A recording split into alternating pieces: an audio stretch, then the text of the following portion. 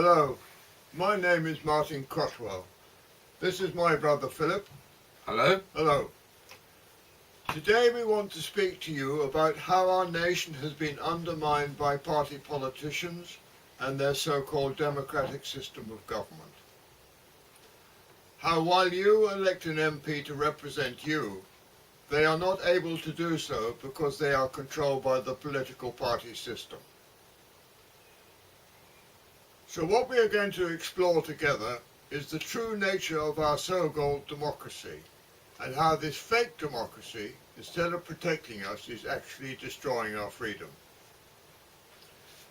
We are sure that you too feel that something is seriously wrong with our nation. It may be anger at the huge inequality between the rich and the poor. It may be the feeling that our national identity is under threat from unregulated immigration. It may be the shocking cuts in how we care for our elderly parents and grandparents, or many other concerns. But they all come down to one thing. We sense that our government does not represent us. Is there an answer to this? Yes, we are going to speak of a very subtle revolution sapping the foundations of England. A revolution deliberately concealed from the people. We will mention this revolution several times later during this discussion. This video is our way of trying to help you to understand how your democracy has been subverted by the political party system. And if this is true, then we can begin to understand how we can take action to restore our real democracy. So we want to explore how the real nature of our political system is not democracy, but elective dictatorship. Secondly, how the political party system has given control to the government.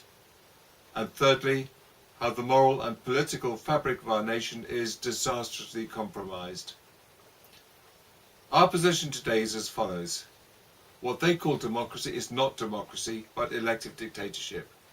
And how can we claim this? Well, we would argue that true representative democracy is founded on three principles. First, local constituents must be completely free to select the person who will not only represent their concerns, but also protect their liberties. Secondly, the subsequently elected MP must owe their loyalty to their constituents only. Thirdly, a fundamental role of your elected MP is to question, check and control the power of the executive. This forms a vital defence against the possible tyranny of the state. the truth is quite different. All of the above three principles are cancelled by the political party system. 1. The party machines nominate their representatives. Note immediately that they are described as the representatives of the party, just like any salesman with a product to sell. They definitely are not representatives of you, the electors. It was Boss Tweed of Tammany Hall who said, "I believe in the freedom of election as a constitutional right. I do not care who does the electing, just so as I do the nominating." 2. Candidacy is conditional on accepting the party line. First and foremost comes allegiance to the party and its programme or manifesto, and the party whips makes sure that the MPs understand that their duty is to the party, not to the folk who in good faith voted for the party. And 3, for the same reason, the party MP, if elected, is not free to follow their conscience, not free to protect your interest, but is required to vote as the party dictates. This is elective dictatorship. This is nothing very new.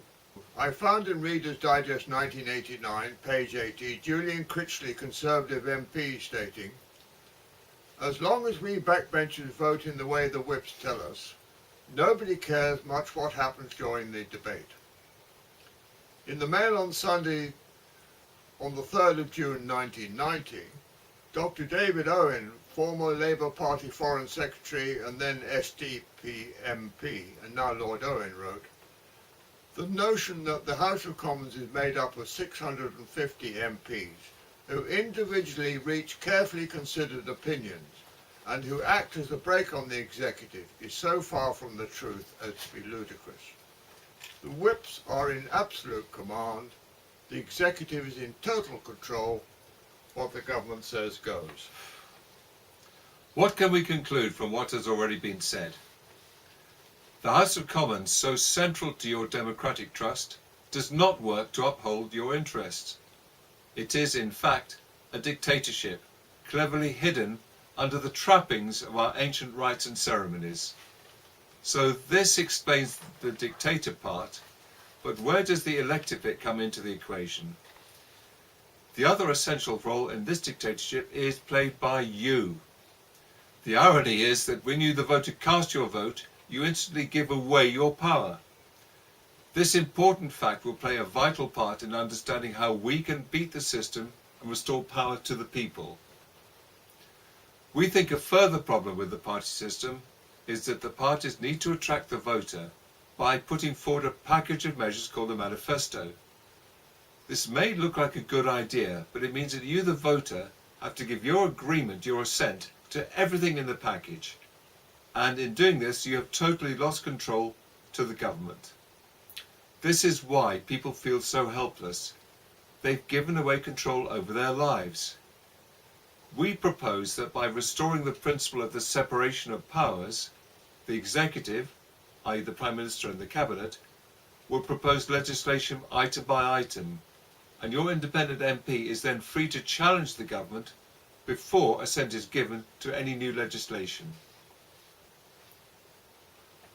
What the parties do is they solicit your vote in relation to, say, a single policy like saving the NHS.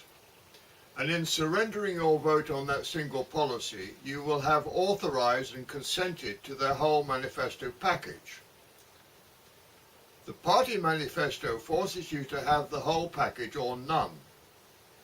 If you refuse to vote, someone else will decide the government for you.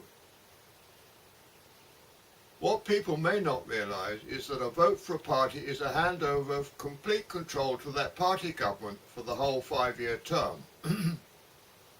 This is a clever totalitarian concept because in a free society the individual has the ability to accept or reject one policy at a time.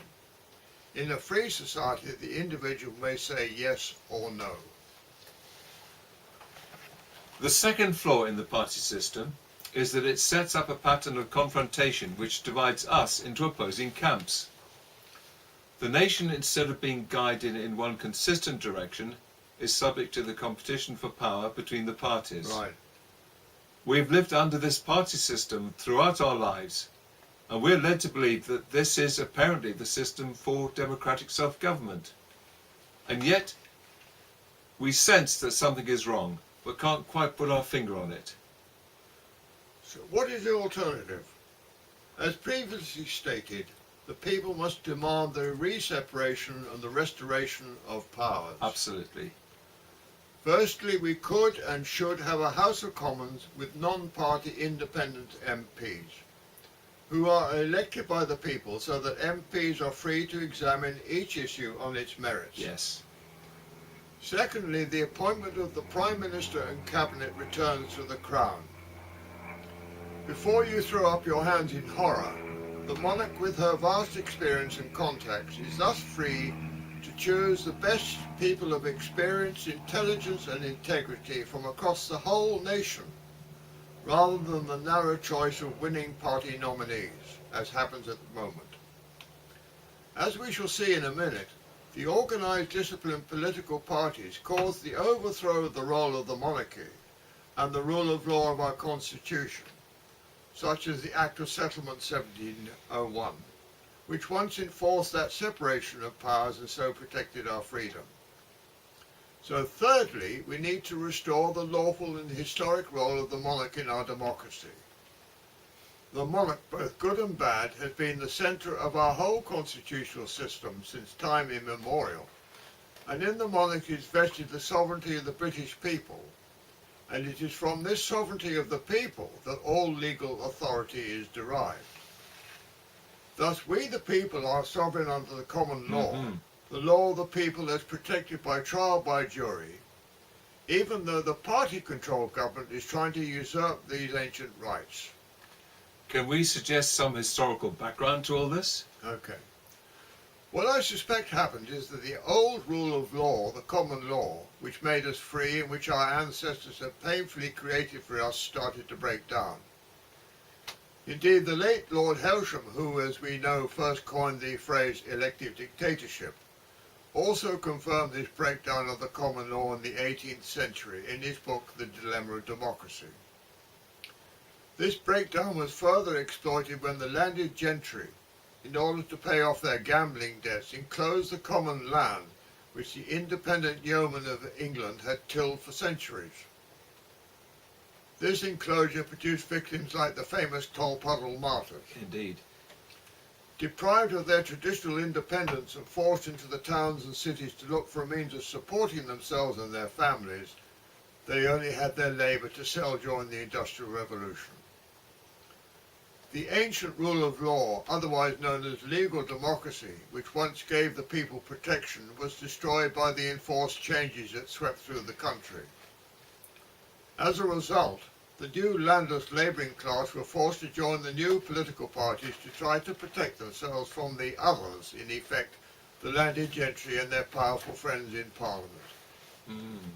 By the 1850s, highly organised political parties were forming under Benjamin Disraeli and Joseph Chamberlain. According to Ben Green, a former Labour Party activist, from whom we shall quote in a moment, by the 1874 election, the party system was well organised. By 1906, political parties had total control of the system of government. Under that situation, real representative democracy was lost, as we shall explain. It was the same Disraeli who said, "Gentlemen, parliamentary government is party government. You cannot have one without the other." Now, parliamentary government is where the government controls the Commons by the majority party, whereas the reverse should be true.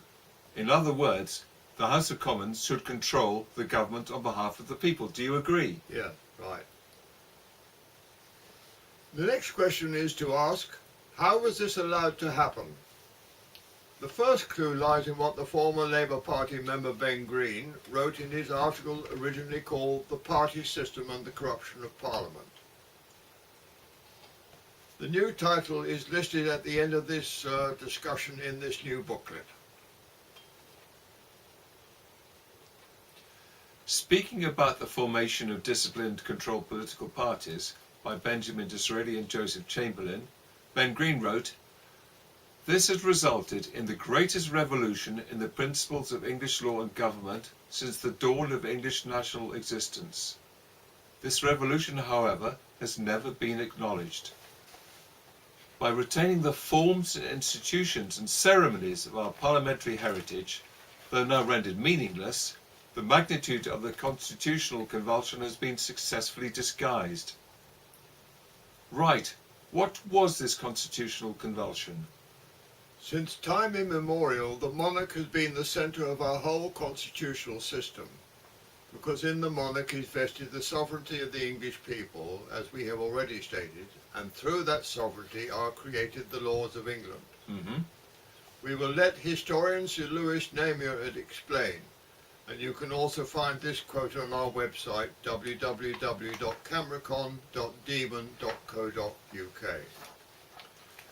The Prime Minister replaced the Sovereign as actual head of the executive when the choice of Prime Minister no longer lay with the Sovereign.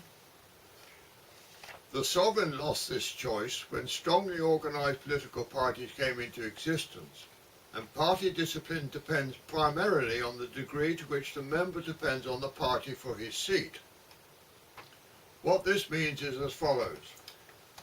Normally, any minister appointed by the monarch, called patronage, only had to command the confidence of the freely elected House of Commons, and that appointment was then confirmed. But with the party managers now in charge, all they had to do was advise the monarch that his choice of ministers was no longer holding the confidence of the Commons. Thus, the prerogative of the Crown to appoint the ministers passed from him to the party managers or leaders. Under the party system, the leader of the winning party automatically becomes the Prime Minister, and appoints the other ministers from amongst his friends and associates in the same party. In this way, the checks and balances, the separation of powers offered by the monarch and the free House of Commons to protect the liberty of the people are destroyed by combining the government with the House of Commons. This is what Disraeli meant by parliamentary government. With this arrival of strongly disciplined parties, the monarch's sovereignty and the legal protection offered to the people was cleverly overthrown, and it went unnoticed. To sum up the situation, the political parties, by overthrowing the legal power of the monarch, committed treason against the English people. Is it just coincidence that this overthrow of monarchy was also the objective of Karl Marx, who was living in London at the time and who published his Communist Manifesto in 1848? Everywhere, as in Russia in 1917, the revolution took a rather bloody form. To recap, with that overthrow, our system of government moved from being a legal democracy, where everyone in authority was required to obey the law, and where the people were governed with their consent, to being a political democracy where people had to join political parties to protect themselves. A foundation stone of our democracy is that all power must obey the higher power of the common law. With the party system, this essential control was on the path to being eroded. This process continues today as statutes are pushed through Parliament without proper debate, and even the Archbishop of York has brazenly claimed to me personally that all common law, the law of us the people, had been replaced by statutes, the law of the powerful. As Ben Green explained, Walter Bagot, the contemporary political commentator of the time, had stated that the dignified parts of the ceremonies and pretence of kingly power would be retained to fool the masses, while the efficient parts would do the real governing, which of course means the political parties. As we see frequently, it is the role of the BBC today to keep the masses amused with pomp and pageantry and flag waving, but they never explain the corruption which has taken place. Now you know what has happened. We would now like to suggest what you can do to put matters right. Over to you, Martin. Right, thank you, Phil. So we have a monarch not allowed to function as the law requires, and so unable to protect us, as we shall show. A House of Commons which, instead of being freely elected by the people, is controlled by unlawful cabinet government and by the party machine. A House of Lords now stacked with ex-party MPs, which has lost its judicial role as the highest court of common law in the land. A judiciary which has been corrupted by EU membership and by a European legal system opposed to common law principles. For example, Julian Assange has been a refugee inside the Ecuadorian embassy because the European arrest warrant does not allow common law testing of evidence before extradition. Not only this, but appointments to the judiciary have been removed from a once highly visible Lord Chancellor lawyer, trained in the love of English law and with intimate knowledge of other lawyers' capabilities and integrity, e.g. such as the late Lord Hailsham. Instead, this highly important office is carried out by a political appointee who may have no legal experience. Incredible. All this the former Lord Chief Justice Lord Hewitt foresaw in his book The New Despotism, written in 1929. Recent Lord Chancellors include London lawyers Michael Gove, MP, and now Liz Truss, MP. And apparently we now have judges appointed by committees whose members are exceedingly hard to identify. Further serious damage is done by what are called conventions, which enable party politicians to operate by rules, convenient to party requirements, but unrestrained by any law. As a result, they can have passed any law they like. The first two conventions are firstly that the monarch, the Queen, must act on the advice of her ministers. In other words, consent to any law which they put before her. Secondly, that Cabinet operates under collective responsibility, so that no minister is held personally responsible for any mistakes, however disastrous to the well-being of our nation. They also operate under a 30-year secrecy rule, so that they will be dead by the time the Cabinet Papers are published.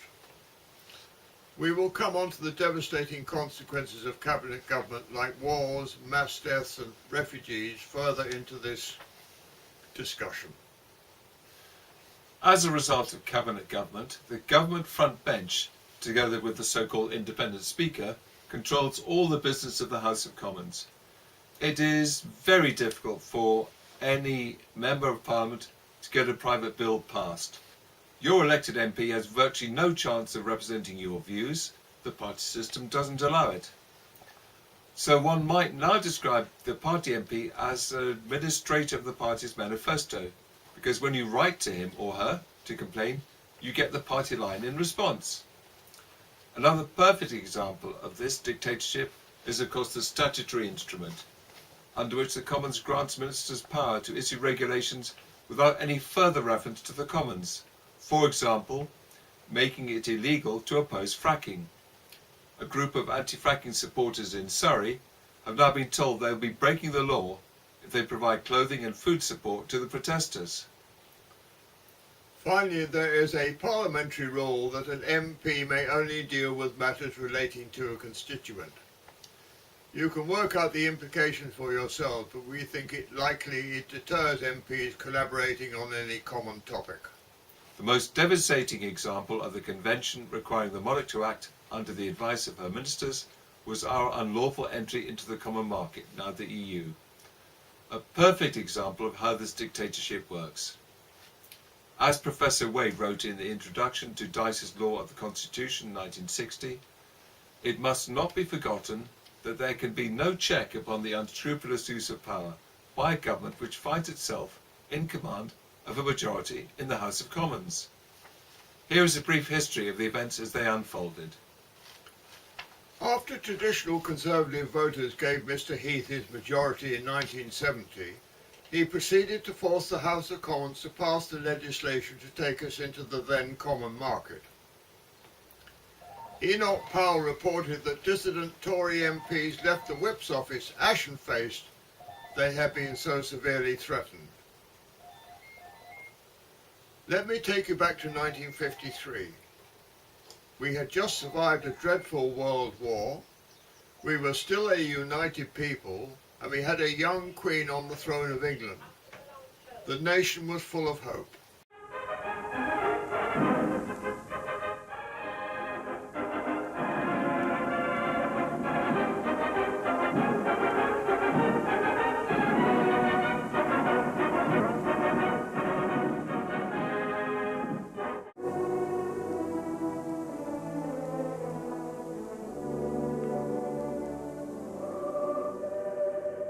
Will you solemnly promise and swear to govern the people of the United Kingdom of Great Britain and Northern Ireland, Canada, Australia, New Zealand, the Union of South Africa, Pakistan, and Ceylon, and of your possessions and the other territories to any of them belonging or pertaining, according to their respective laws and customs? I solemnly promise so to do.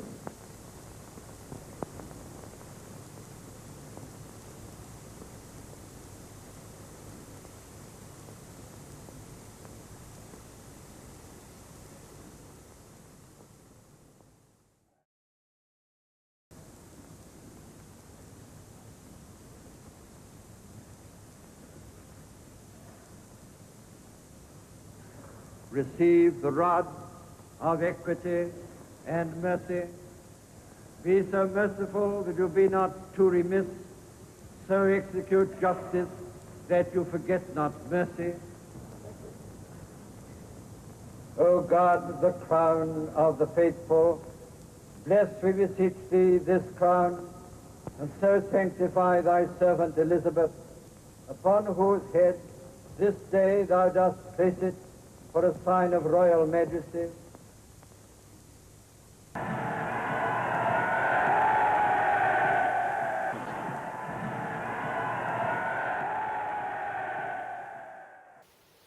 I was in the Mall as a young boy with my father, who was on leave from Hong Kong. Little did we realize what was being planned for us in the decades ahead by those to whom we had given refuge and who had worked their way into our political system.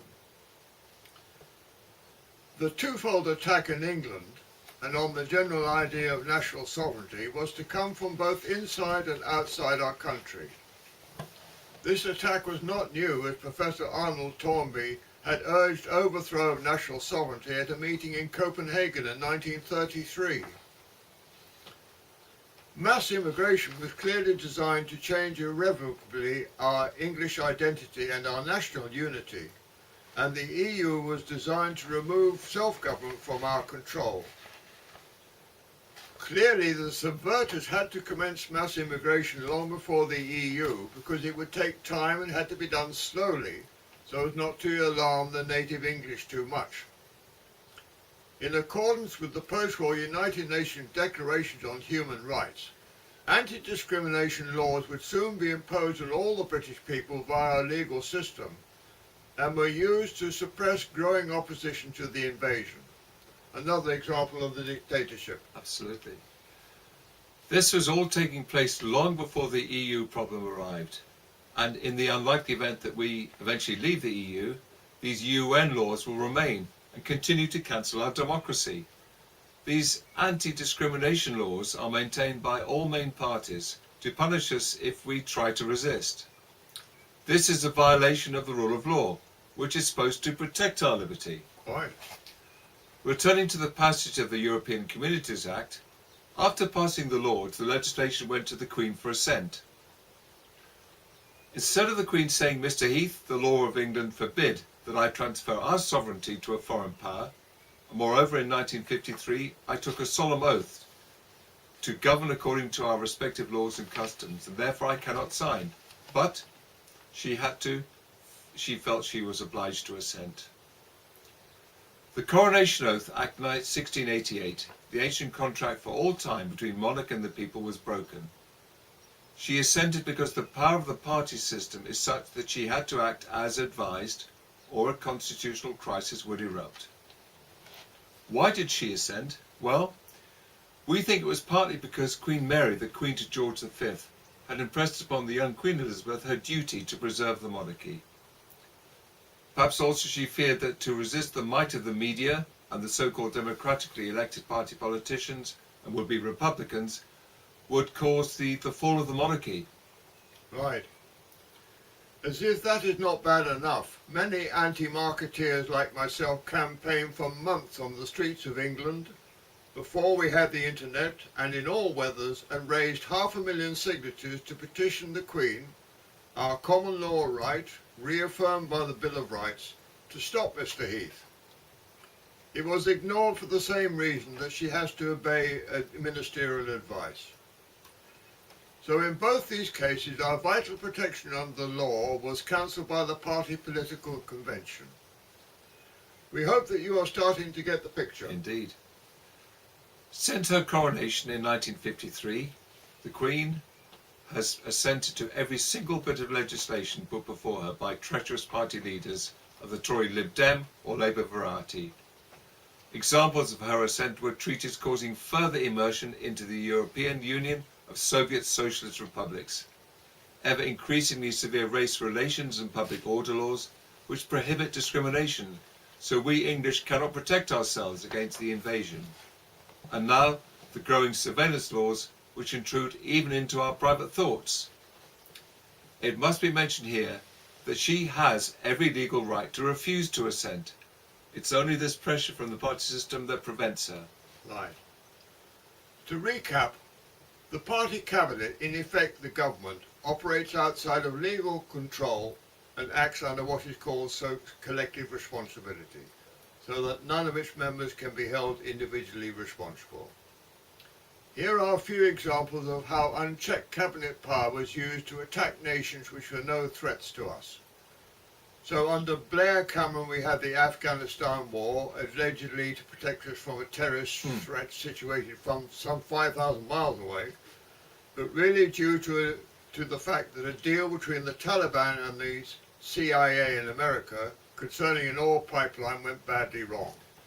And next came Iraq, and several 100,000 civilian casualties. And I was one of the million people who marched in London trying to stop their dragging us to war, but to no avail. Then came the attack on Libya to depose Gaddafi, and finally a pact with the US to destabilize Syria and depose President Assad, the legitimate ruler of Syria. The latest ploy, of course, which many believe is a false flag operation, is this apparent sarin gas attack. And despite there being no evidence to say that Assad is guilty, it has immediately provoked Trump to launch a missile attack on Syria. Right. So how does this tie in with our fake democracy? In every case, the cabinet system and the power of the party system has prevented the people's views from being heard. And it's no wonder so many citizens are in despair at our so-called democratic system. Right. From being a protection of our freedoms, it is now perverted into a system of control. Yeah.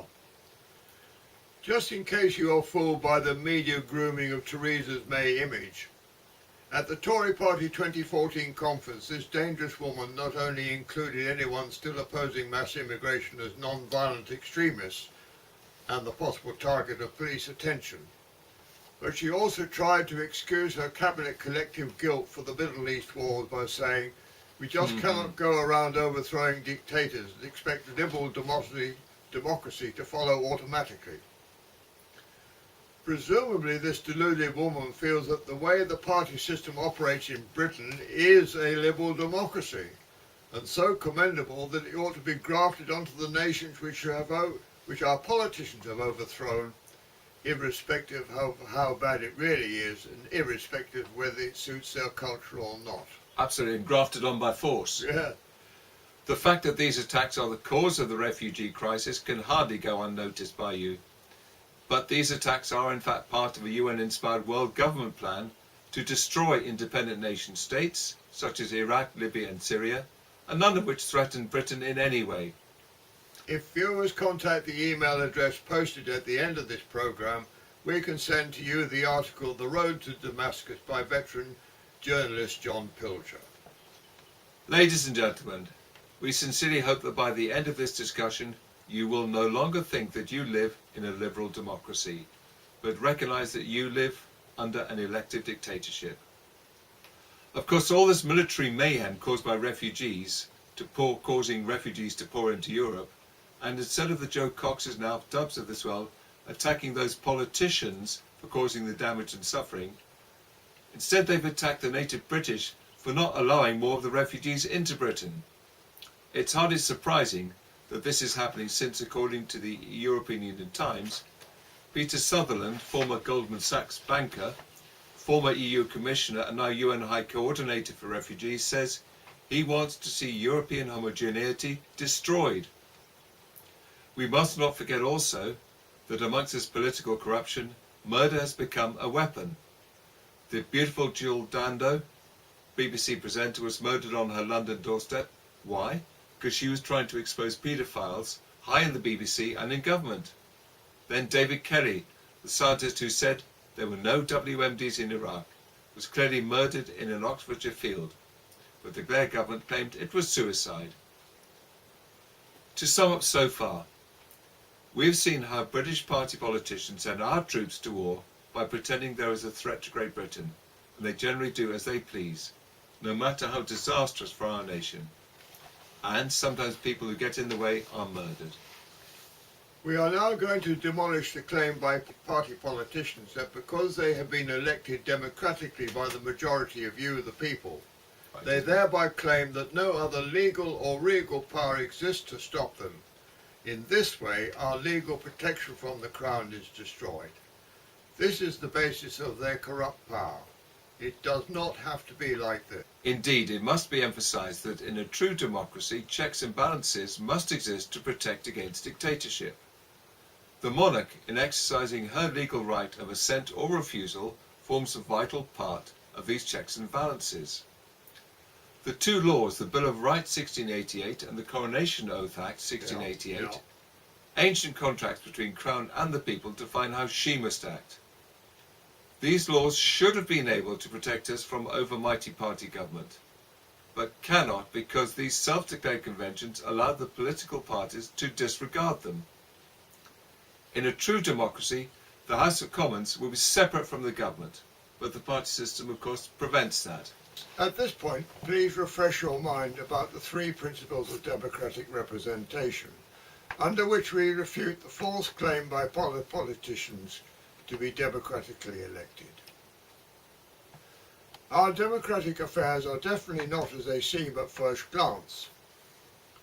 Professor C.W. Keaton, in his work Elementary Principle of Jurisprudence, wrote, "One of the chief differences between the modern totalitarian state and Great Britain is that the latter country provides for change in the governing party if the electorate so decides, whilst the system of totalitarian state does not.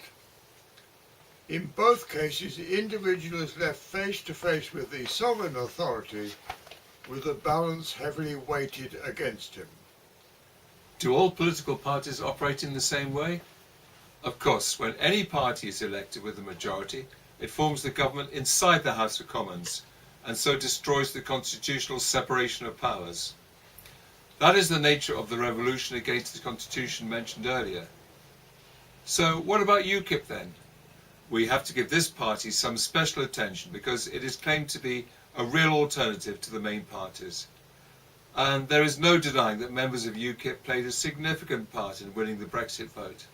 But so did non-UKIP members. We know many decent patriotic people are still supporting UKIP because they believe it offers a genuine alternative to the other parties. But UKIP is a party and seeks power, like all parties. Paul Nuttall, having shunted sideways a good local man in Stoke and then lost, claimed he wanted to break the monopoly of the political class at Westminster. Sorry, Paul, the political class is the party system at Westminster. You don't want to break it, you want to join it. The purpose of our lawful constitution should be to control power, not impose it on the House of Commons. So what's the difference, Phil? Sorry, none. Okay. In conclusion, after all that we have discussed, we hope that you will never again vote for or be involved in any party. If we all refuse to play the party game in huge numbers, the party politicians can no longer claim they have a mandate from us to govern. The government will then simply return to the crime where it used to be.